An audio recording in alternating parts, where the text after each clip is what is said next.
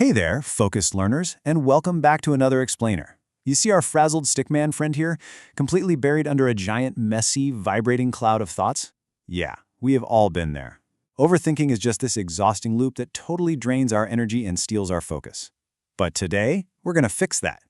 We're breaking down some incredible source material that gives us 10 highly practical, actionable tools to defeat that shapeless cloud of anxiety. By the end of this explainer, we're going to give our stickman and you a really clear, structured path to a calm and focused mind. Okay, let's dive into this. To get our minds from chaotic to calm, we're going to follow a four-phase journey. Contain and organize, reframe your mind, break the cycle, and finally, practice self-compassion. So, let's jump right into the first phase. Phase 1. Contain and organize worries. Because honestly, before we can change how we think, we have to capture those chaotic thoughts so they stop draining our limited mental energy. And that brings us to tip 1, schedule worry time. I know, it sounds kind of counterintuitive, right? But the goal is to set aside a dedicated 20 to 30 minutes every single day strictly for problem solving. Think of it like booking an appointment with your anxiety. When an anxious thought pops into your head during work or when you're just trying to relax, you mentally jot it down and tell yourself, hey, I will address this during my designated worry time. It's a brilliant strategy because it shifts your focus right back to the present moment. You aren't ignoring the problem, you're just deferring it. This naturally builds right into tip 2, which is externalizing your thoughts through a process called cognitive offloading. So what is that? It's basically freeing up working memory by moving distressing thoughts from your mind to paper. When you try to keep all those thoughts active in your head, it's exhausting.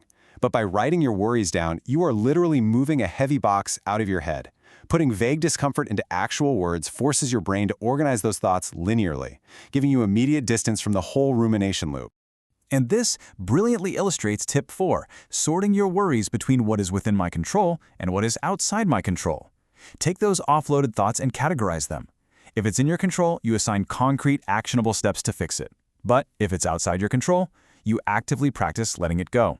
By splitting your worries up like this, you consciously redirect your very limited mental energy only toward the things that actually matter. Phase 2. Reframe your anxious mind. Now that we've organized our thoughts, we're shifting into actively changing how our brain interprets them. Which leads us straight to tip 3, mapping your fears.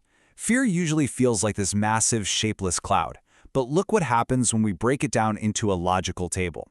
You write down the scenario. Then you rate the likelihood of it actually happening from 1 to 10. Finally, you list the hard evidence. Just doing this simple table exercise forces your brain to shift completely out of emotional overdrive and into logical problem solving. Tip 5 takes this a step further with thought labeling. When an intrusive thought pops up, you train yourself to mentally label it as a story, not an absolute truth. Notice how our stickman is just observing the thought with calm curiosity instead of panicking? By doing this, you create crucial mental distance and massively reduce the emotional impact. It's just a story your brain is telling you, nothing more. Tip 6 is all about counteracting catastrophizing. Anxiety makes us spin these incredibly vivid, worst-case scenarios. But here's the trick. You can train your brain to do the exact opposite, with best-case predictions. Actively and vividly imagine the absolute best, realistic outcome. What would success look like? What would relief feel like? Exploring positive outcomes gives your brain a hopeful narrative that forcefully interrupts all that dark rumination. To wrap up phase 2, we have tip 7, the worry tree. This is a fantastic mental model. You notice the rumination and you ask one simple question. Can I do something about it? It is a binary choice. Yes, create an action plan. No, change your focus and let it go. It's a game changer for getting unstuck. Phase 3, break the physical cycle. Sometimes your mind is just too stuck to think its way out, so we have to physically anchor ourselves back in reality. This brings us to tip 8, the 5, 4, 3, 2, 1 method.